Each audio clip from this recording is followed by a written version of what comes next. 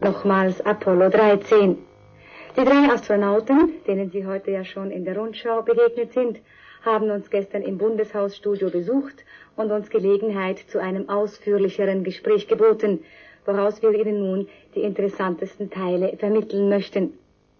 To welcome here in our studios in Bern the Apollo 13 astronauts.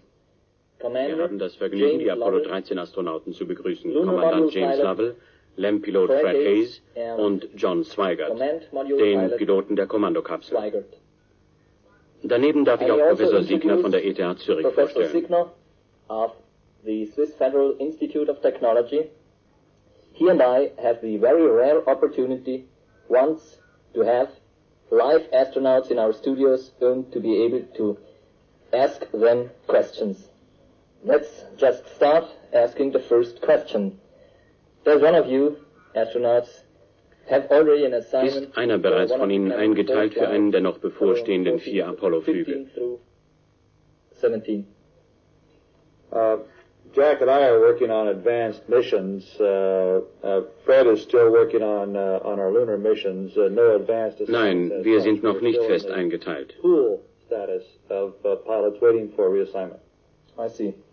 And when you are not active anymore, will you take a similar job as Neil Armstrong? Wenn Sie nicht mehr aktiv sind, werden Sie auch einen administrativen Posten übernehmen, wie zum Beispiel Neil Armstrong.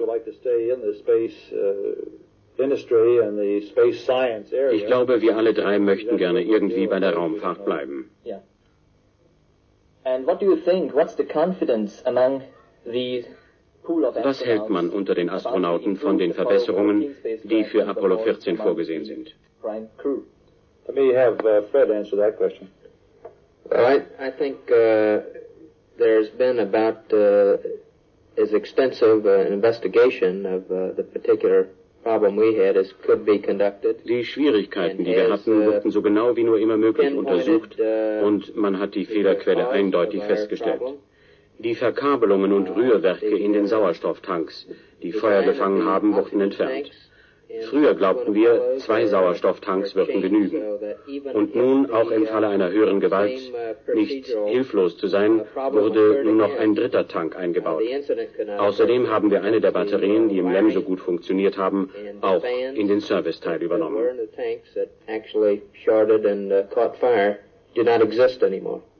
The fans have been removed and the wiring inside the tank. In event some act of God would cause the loss of the what we thought was redundancy in the 2 oxygen tanks we had. Just to cover that eventuality, we've added a 3rd tank, another redundancy, and this is located clear on the other side of the vehicle from where the other 2 tanks are located. We've also borrowed from the LEM design one of its descent batteries, and it is also included now in the service module, so there's backup electrical supply as well. So this means that on the flight back from the moon, if something would happen, you could. Das heißt also, dass Sie künftig, wenn auch mit reduziertem Energieverbrauch, den Rückflug zur Erde in der Kommandokapsel durchführen könnten, falls etwas passierte. And the accident. Would it have been possible to happen? You said now that it's very Hätte dieselbe Panne wie bei Apollo 13 nicht schon auf den früheren Mondflügen eintreten können? On Apollo 11 and 12. Well, there were a number of circumstances that caused the accident. It wasn't just one event. Das Unglück geschah durch eine ganze Verkettung von Umständen. This particular oxygen tank, which necessitated a special procedure which used high power sources for long periods of time and failed 2 thermal switches inside the tank. Of course, if this same set of circumstances... Natürlich, wenn sich dieselbe Kombination von Umständen schon damals ergeben hätte, wäre es ebenfalls zu einer Panne gekommen. But as Fred is related to you in answering an earlier question, we've changed the hardware. Das ist heute nicht mehr möglich, da wir die gefährdeten Teile umkonstruiert haben. Thank you. And now one more question. We have heard that since the first translunar missions were started, some of the astronauts had seen lightnings in their eyes, which I don't Man know, hat gehört, dass einige Astronauten in ihren Augen Lichtempfindungen festgestellt haben, von denen man vermutet, dass sie auf kosmische Strahlung zurückzuführen sind. Well, we have reported seeing what appears to be flashes in our eyes during the darkness. On Apollo 8, I did not see this at all. Auf Apollo Flug 8 habe ich nichts festgestellt. Erst bei Apollo 11 hat man diese Wahrnehmung gemacht. Auch auf unserem Flug stellten wir sie fest, wenn wir in der Dunkelheit die Augen geschlossen hatten. Es waren keine kleine Lichtstriche oder Lichtpunkte, die aber sofort wieder verschwanden. Vielleicht habe ich diese Phänomene nur festgestellt, weil ich um ihr Vorkommen wusste und sie erwartete. And I myself only saw them during periods of darkness with my eyes closed. I didn't notice them until that time. I think perhaps some of the noticing was due to the fact that I was aware that this phenomena perhaps might exist and was looking for it. Thank you. And about the experiments of Apollo 14, are there introduced any new experiments? Gibt es neue Experimente im Apollo 14 Programm oder wurden welche gestrichen? There are some differences. The major reason is that each of the LSAP experimental packages are somewhat different in their makeup. And jede Gruppe der Apollo 14 Experimente unterscheidet sich ein wenig von den anderen. Wir sollten vor allem feststellen, ob Wärme aus dem Mondinneren an die Oberfläche dringt. Und dazu hatten wir einen besonderen Bohrer. Es war der einzige dieser Art und daher kann Apollo 14 dieses Experiment nicht durchführen.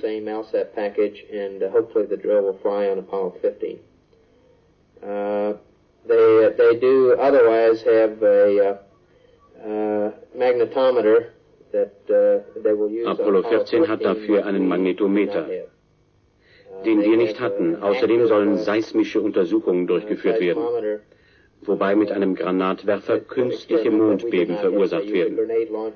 Die fotografischen Aufgaben dagegen unterscheiden sich mehr wegen der verschiedenen Jahreszeit von den unsrigen. And I think the photography is not too different by virtue of they're going at a different time of year. Their path around the moon will be different than ours, so the coverage of their photography will be over different points along the moon. So this means that the seismic explosions will be the major new experiment for 14, when I have understood correctly. For 14, not for 15. For 14. Yeah. Yes. And for 15, I've heard that the lunar rover is already taken along. Ich habe gehört, dass für Apollo 15 bereits das Mondfahrzeug zur Verfügung stehen soll.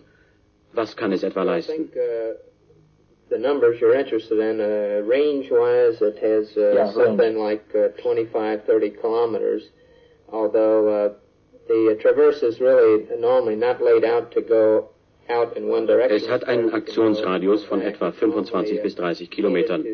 Doch da man da nicht nur in einer Richtung hin und zurück fahren will, wird es sich kaum mehr als 3 bis 5 Kilometer vom LEM entfernen. Damit wird die Distanz, auf die sich die Mondfahrer vom LEM entfernen können, etwa verdrei- oder vierfacht. It mainly gives you the latitude to cut down your transit time, your time in going 3-4 kilometers to a feature, and then to really do the sampling operation, you have to dismount, get off the rover, and do the sampling in much the same way we had intended to do it on foot. But the total distance you can end up covering is maybe increased 3 or 4-fold. Thank you very much for these answers to more or less technical questions. Now one question leading to the scientific domain of Professor Signer. The Apollo 14 landing place is about the place of 13, and this is not more far away from the Copernicus crater than Apollo 12 landing place. Dem Vernehmen nach soll die Besatzung von Apollo 14 in der Nähe des Kopernikus-Kraters landen, also nicht weiter weg von diesem Krater als die Männer von Apollo 12. Warum konnte das Studium der Auswurfbedeckung, das vorgesehen ist, nicht schon beim früheren Apollo-Projekt durchgeführt werden? Your particular question is to refer ourselves backward to this particular map. Maybe we can go back and show you. Sure.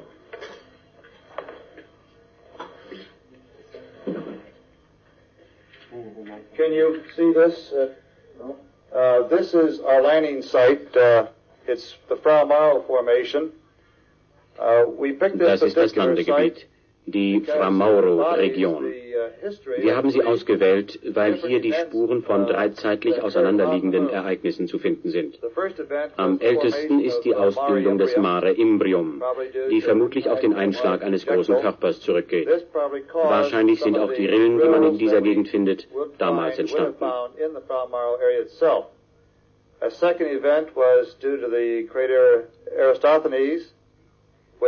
Das zweite Ereignis ist die Entstehung des Kraters Eratosthenes, bei dem wahrscheinlich einige Krater in dieser Gegend entstanden sind, die auf der Orbiteraufnahme als flache Hügel erscheinen. Viel jüngeren Datums ist der Krater Kopernikus und mit ihm einige weitere Krater. Im vorgesehenen Landegebiet gibt es einen besonderen Krater, wir nennen ihn Cone-Krater, der tief genug ist, so dass wir hoffen, auf so tiefliegende Schichten zu stoßen, dass es sich noch um Material handelt, das bei der Entstehung des Mare Imbrium ausgeworfen wurde. In the area itself called Cone Crater, which was deep enough where we thought that we could perhaps get a sample of some of the basement material that perhaps was ejected by the Mare Imbrium event and perhaps get a better indication of the actual age of the moon. Thank you. And now to the questions of Professor Signal.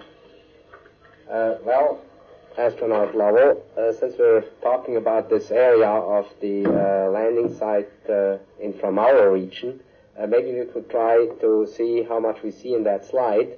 If we may have the first slide and you could Von der Frau Mauro-Region haben wir eine Aufnahme. Vielleicht könnten Sie uns damit erklären, welche Aufgaben Sie zu lösen gehabt hätten. Yes, here we go.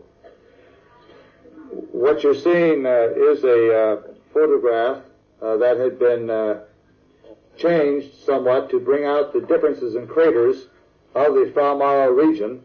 The large crater on the lower left-hand side of the screen. Der große Krater unten links ist der Cone-Krater.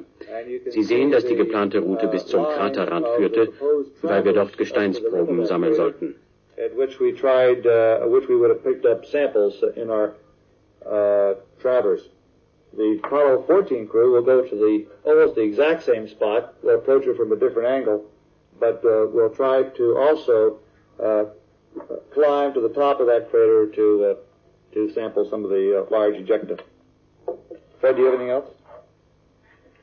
No.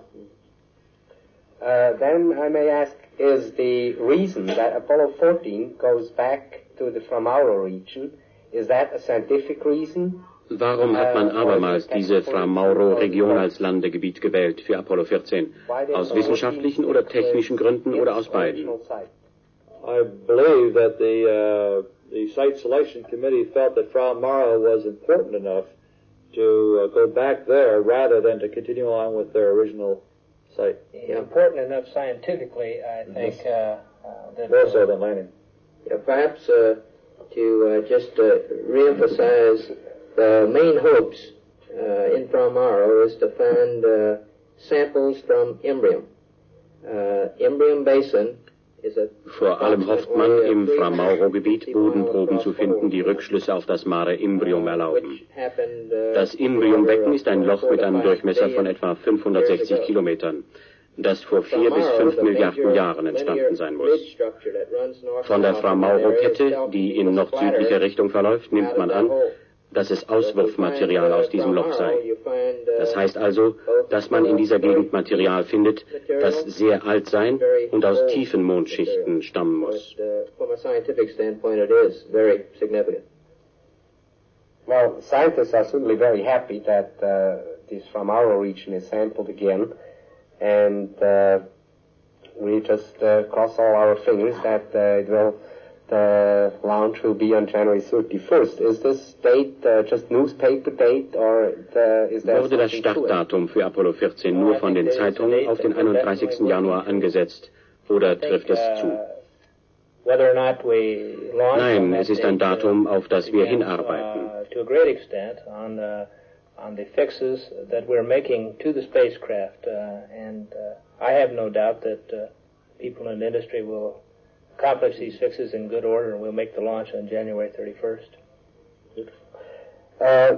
Now I would like to ask a question with respect to the insights gained, more technical insights gained in Apollo 11 and 12. Haben sich die Erfahrungen Ihrer Kollegen von Apollo 11 und 12 auf Ihr Training und Ihre Ausrüstung ausgewirkt? In your training and equipment. Well, let me talk first of all on some of the training. Fred and I were on Apollo 11 and did some of our initial training, so we had the advantage of having a previous lunar training along those particular lines. Fred Hayes und ich haben das Apollo 11 Training mitgemacht. Für Apollo 13 wurden Änderungen vorgenommen, die sich auf die Landephase der Mission bezogen. Bei Apollo 11 hat es einige Schwierigkeiten mit der Flugbahn gegeben. Mostly it was instrumentation, having erroneous information come out of their computer. We had improved that particular aspect of our system prior to the launching of 13. Fred, do you want to add some more? Well, I can go into the distinction and changes in some of the hardware. On 12, Pete and Al complained that they got thirsty, not so much from working so hard, but from talking so much, and so we added a little drink bag which we carried inside our suit. Bei Apollo 12 beklagte man sich über Durst, und zwar nicht so sehr wegen der Arbeit auf dem Mond, als wegen des vielen Sprechens. Wir hatten daher Trinkbeutel mit einer Art von Trinkhalm in unseren Raumanzügen. Sie beklagten sich auch, dass die Sonne Reflexe auf ihren Helmen erzeuge. Daher haben wir an unseren kleine Visiere angebracht, die man herunterziehen konnte, fast wie eine Baseballmütze. Gegen die Staubverschmutzung hatten wir verschiedene Bürsten mit. Both flights complained about the amount of dust, getting their clothing and equipment and everything else very dirty and dusty. So we had a couple of different types of brushes. One, a very small brush that we could clean off camera lenses if they became dusty if we fell. We had another much larger brush that we could use to sweep each other off before we went back up into the limb that hopefully would keep the interior a little cleaner. Like a chimney sweep. And Pete also, I guess, had trouble digging a trench that they tried to dig. And Jim had the same Schließlich hatte Pete auch Schwierigkeiten, einen Graben auszuheben.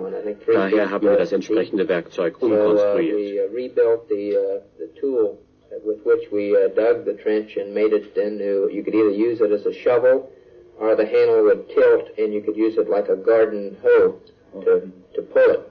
And so Jim had, and with a much longer handle, and he had this device at his disposal.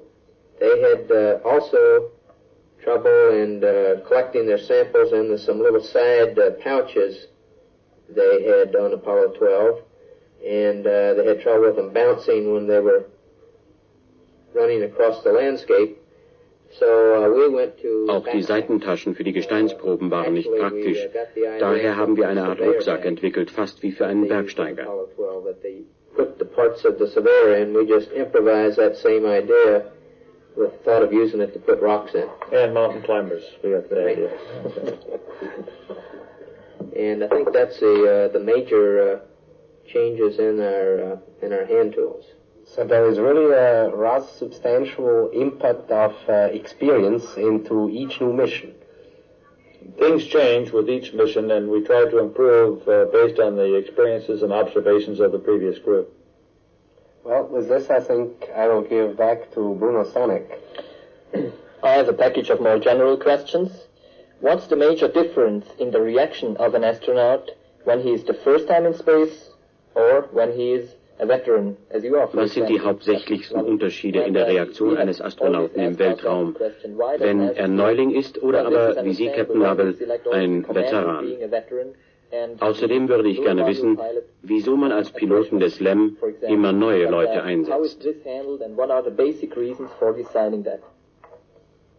That's a big question. Let me answer first of all the first part. You become more used to space, the more time you spend into it. It's a natural phenomena. The first time I went into space in Gemini 7, things were all quite new. It took a little while to get used to, especially the liftoff. Later on in Gemini 12, I could comprehend a lot more subtle things. Als ich das erste Mal in Gemini 7 im Weltraum war alles ganz neu, besonders der Start. Später in Gemini 12 wurde mir vieles klar, das ich am Anfang nicht verstanden hatte. Je länger man schon im Weltraum war, desto besser ist man vorbereitet auf die Aufgaben, die es zu lösen gilt. I think the experiences that I had for the first time were shared by Fred. The first sensation that you have for extended periods of weightlessness is a fullness of the head. Ich glaube, Fred Hayes und ich hatten die gleichen Eindrücke. In der ersten Zeit der Schwerelosigkeit empfindet man ein Druckgefühl im Kopf, wie seinerzeit als Kind, wenn man sich Kopf nach unten an eine Stange hält. Nach etwa 8 Stunden verschwand diese Erscheinung und darauf wurde der Aufenthalt im Weltraum eine ganz natürliche Empfindung. Man ist daran gewöhnt, bewegt sich frei und fühlt sich, als ob man immer in diesem Zustand gewesen wäre. Nach der Landung ist es dann umgekehrt. In meinem Fall brauchte ich etwa 6 Stunden, um mich wieder anzugewöhnen. Get used to gravity and supporting your body once again. And that takes well, it took, in my case, I guess about 6 hours till I was fully acclimated again. And this chain of events, is this repeated again? Wiederholen sich diese Erscheinungen bei späteren Starts? No, the same phenomenon does repeat itself. Es ist jedes Mal etwa dieselbe Erscheinung. You can expect this, and it does occur, but you know that it will go away after a period of 6 or 8 hours. You have yourself calibrated. Jim knew how he was going to react, or when it was going to go away. We did not. Although, in my mind, the bigger distinction is not the physiological effects. For instance, all of us have flown airplanes for years, and fighter-type airplanes, and we've done lots of maneuvering and acrobatics. So the G-forces we experienced in comparison to airplanes was not that dramatic. Ich glaube nicht, die physiologischen Auswirkungen sind die eindrücklichsten. Schließlich fliegen wir alle seit Jahren und haben bei Akrobatik etc. schon allerhand Beschleunigungskräfte ausgehalten. Auch mit der Schwerelosigkeit ist man sehr rasch vertraut.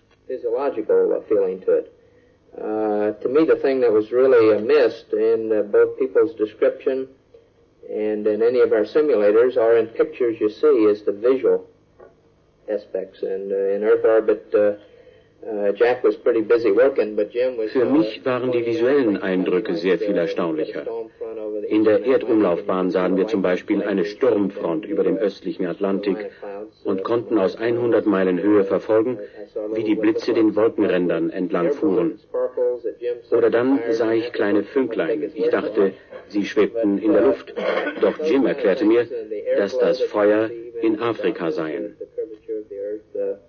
For things that you just don't get without finding yourself in the position. And of course, it was quite surprising after we left, headed to the moon, how Nachdem wir die Umlaufbahn verlassen hatten, war ich erstaunt, wie schnell die Erde zu einem kleinen Ball zusammenschrumpfte.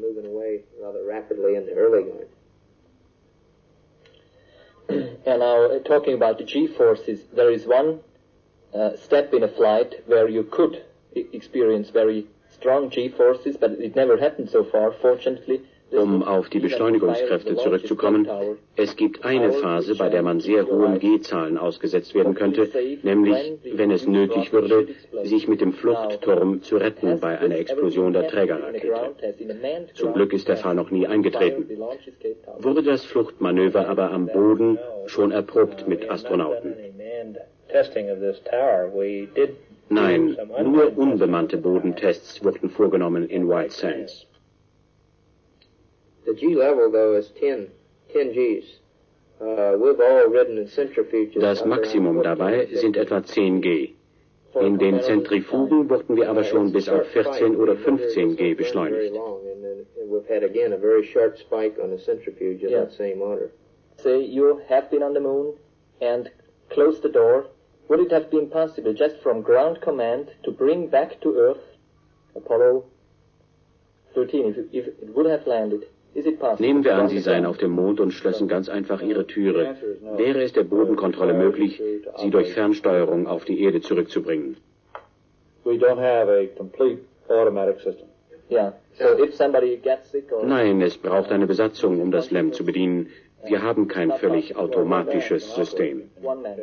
Yes, but it requires some human on board to operate. Es braucht wenigstens einen aktionsfähigen Astronauten. Auch bei den Gemini-Flügen war das so. Can land itself. The system, you could let it land fully automatic. Das LEM kann zwar vollautomatisch landen, nur ist es nicht sehr wählerisch in Bezug auf den Landeplatz. Es könnte sie, wenn es der Zufall wollte, im tiefsten Loch oder aber auf der höchsten Bergspitze des Mondes absetzen. Darum wurde die Landung jeweils auch in Handsteuerung durchgeführt. So the landing was absolutely comparable to a surveyor landing, but not the ascent was something completely new. Yeah.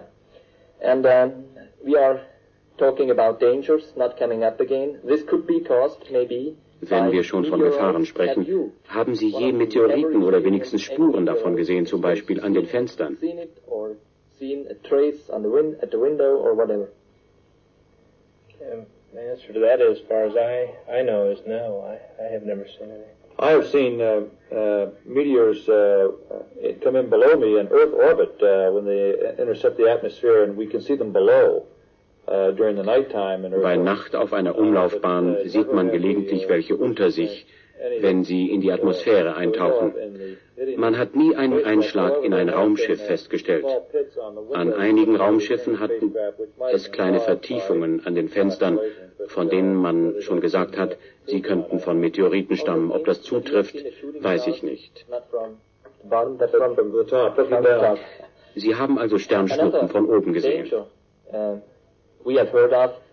Von einer anderen Gefahr hört man gelegentlich, der Sonnenaktivität.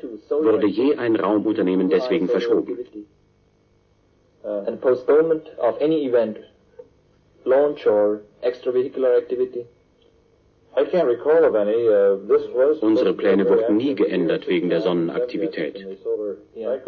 But we have not had to change any of our plans due to solar radiation.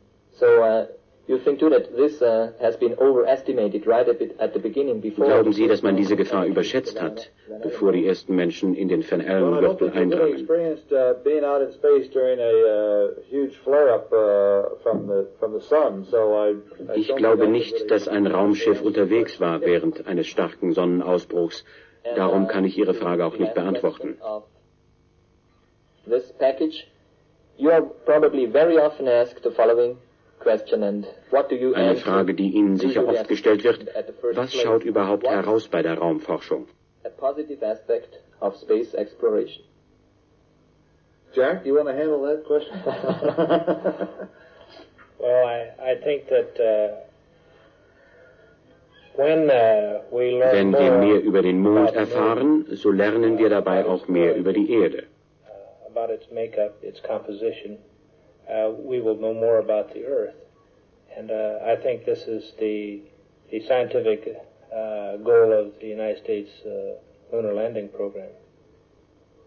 I could add in a more general way, the space program in our country was one which amassed, I think, a larger group of people than had ever. Vermutlich hat sich noch nie zuvor in Friedenszeiten in unserem Lande eine ebenso große Menge Leute für ein einziges Ziel zusammengetan wie für die Mondflüge.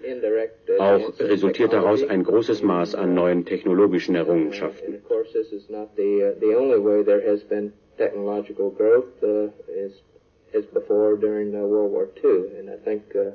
The space program served that purpose very well during the decades of the 60s for our country.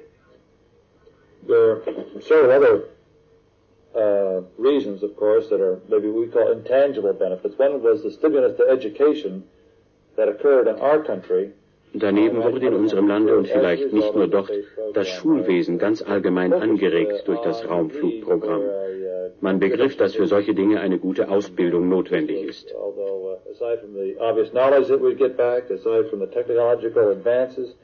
The educational aspect is also pretty important, and I think that's probably it.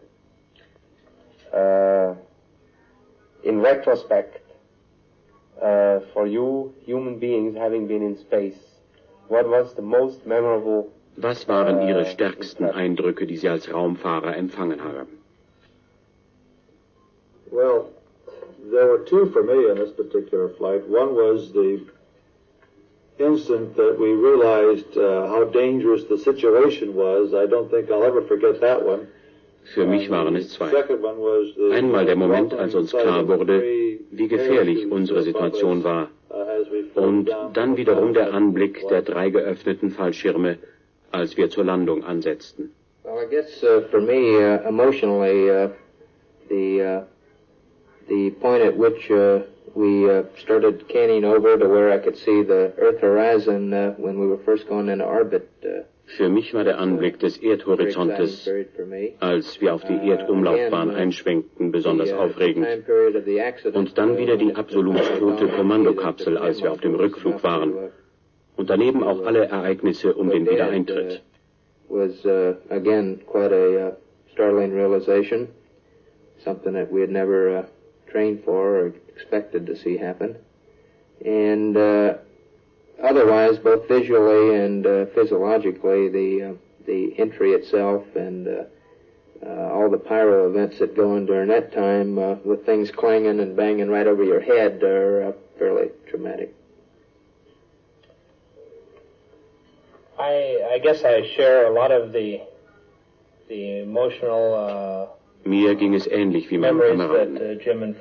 Daneben packte es mich, als ich erstmals aus dem Dunkel kommend die Verlassenheit der Mondoberfläche mit ihren Kratern sah und mir klar machte, dass alles so dalag seit Milliarden von Jahren. Aber am stärksten ist die Erinnerung an den Anblick der Erde, lebendig und farbig. Und im Gegensatz dazu der Mond, so grau und trostlos. Das ist ein Anblick, an den ich mich immer erinnern werde. But I think the most memorable is the sight of the Earth and the contrast that it has with the Moon. The Earth is, of course, is vibrant and life-giving. It's colorful, and in the contrast, the Moon is gray and kind of desolate, I guess. And to me, looking back at this site and realizing that we were going back to it is a site that I'll always remember.